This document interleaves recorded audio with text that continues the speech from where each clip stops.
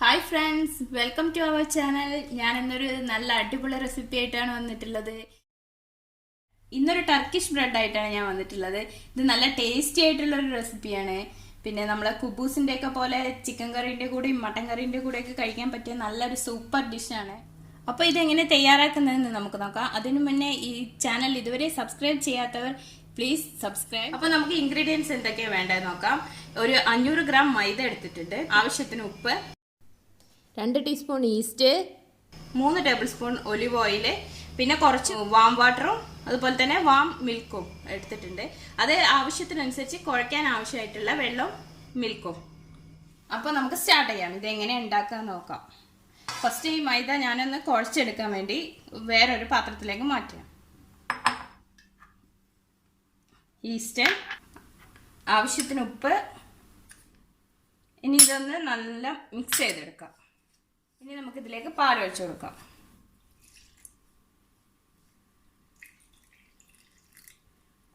അതുപോലെ വെള്ളം കുറച്ച് ഞാൻ ബാക്കി വെച്ചിട്ടുണ്ട്. അത് കൂടുതലാണെങ്കിൽ ആവശ്യം വന്നാൽ പിന്നെ ഒഴിക്കാമെന്ന് വെച്ചിട്ട്. ഇനി ഞാൻ ബാക്കി വെച്ചിട്ടുള്ള കുറച്ച് പാലും കൂടി ആഡ് ചെയ്ത് കൊടുക്കാം. ഇത് ഓരോ പൊടിക്കനുസരിച്ച് നമ്മൾ എടുക്കുന്ന വെള്ളത്തിൻ്റെയും പാലിൻ്റെ അളവിന് വ്യത്യാസം ഉണ്ടാവും. അതനുസരിച്ച് നമുക്കിത് കുഴച്ചെടുക്കാം. ഇത് നന്നായിട്ട് കുഴക്കണം. നമ്മളെ ചപ്പാത്തിൻ്റെയും പൂരിൻ്റെയും ഒക്കെ പോലെ നന്നായിട്ട് നമുക്കിത് കുഴച്ചെടുക്കാം. ഇനി നമുക്ക് 3 ടേബിൾ സ്പൂൺ ഒലിവ് ഓയിൽ ഇതിലേക്ക് ആഡ് ചെയ്യാം. എന്നിട്ട് നന്നായിട്ട് കുഴയ്ക്കാം.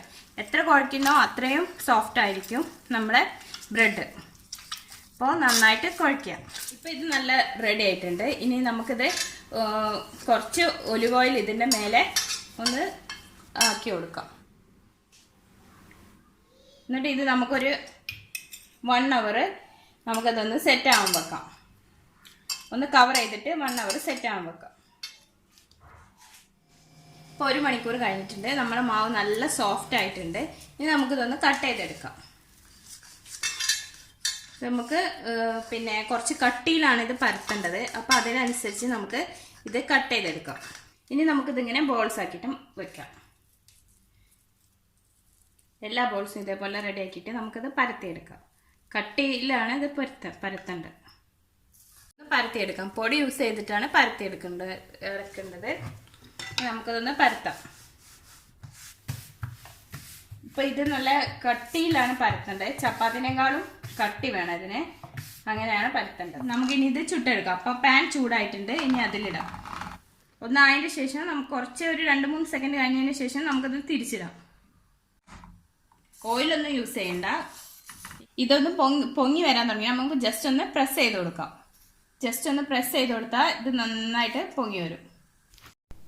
ഇതിപ്പോൾ പ്രസ് ചെയ്ത് കൊടുത്തപ്പോൾ നല്ല പൊള്ളി വരാൻ തുടങ്ങിയിട്ടുണ്ട്. അങ്ങനെ നമ്മുടെ ടർക്കിഷ് ബ്രെഡ് റെഡി ആയിട്ടുണ്ട്. ഇനി ഇതിൻ്റെ മുകളിലേക്ക് നമുക്ക് കുറച്ച് ഒലിവ് ഓയിൽ സ്പ്രെഡ് ചെയ്ത് കൊടുക്കാം. കുറച്ച് മതി. ഇത് ഓപ്ഷനാണ്, വേണമെങ്കിൽ സ്പ്രെഡ് ചെയ്താൽ മതി. അതിന് മുകളിലേക്ക് ഞാൻ കുറച്ച് മല്ലിയിലയും കൂടെ ഇടുന്നുണ്ട്. നിങ്ങൾക്ക് വേണമെങ്കിൽ ഇതിൻ്റെ മുകളിൽ സോസോ, കുട്ടികൾക്കൊക്കെ സോസ് ഒരുപാട് ഇഷ്ടമാണല്ലോ. അപ്പോൾ അതുകൊണ്ട് കുട്ടികൾക്ക് അങ്ങനെ കൊടുത്താൽ നല്ല ഇഷ്ടമായിരിക്കും. അല്ലെങ്കിൽ ചില്ലി ഫ്ലേക്സോ ഒക്കെ ആഡ് ചെയ്യാം. ഞാനിപ്പോൾ ജസ്റ്റ് മലയാളം മാത്രം വെച്ചിട്ടാണ് ഗാർണിഷ് ചെയ്യുന്നത്. ടർക്കിഷ് ബ്രെഡ് ഇവിടെ റെഡി ആയിട്ടുണ്ട്. ഇത് കുബൂസിൻ്റെ ഒക്കെ വേറൊരു ടേസ്റ്റാണ്. പിന്നെ ഇത് നമുക്ക് ചിക്കൻ്റെ കൂടെയോ മട്ടൻ കറീൻ്റെ കൂടെയോ ബീഫിൻ്റെ കൂടെയോ ഏതിൻ്റെ കൂടെ വേണമെങ്കിലും കഴിക്കാം. മുളകിട്ടതാണ് ഞാനിവിടെ യൂസ് ചെയ്തിട്ടുള്ളത്. നമുക്കിത് എങ്ങനെയുണ്ടെന്ന് നോക്കാം. അതിന് ഞാനിവിടെ കുറച്ച് ചിക്കൻ കറി എടുക്കുകയാണ്.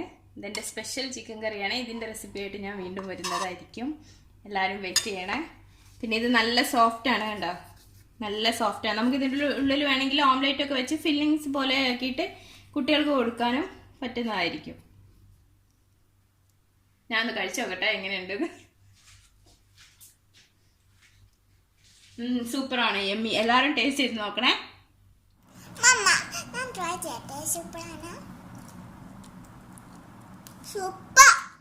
അപ്പോൾ എല്ലാവരും ചാനൽ സബ്സ്ക്രൈബ് ചെയ്തേണേ. എന്നിട്ട് ഉണ്ടാക്കി നോക്കിയിട്ട് എല്ലാവരും കമൻറ്റ് ചെയ്യണം, എങ്ങനെ ഉണ്ടായിരുന്നു എന്നുള്ളത് കമൻറ്റ് ചെയ്യണം. അപ്പോൾ മറ്റൊരു നല്ലൊരു റെസിപ്പി ആയിട്ട് വേഗം തന്നെ വരാം. Thank you for watching my video.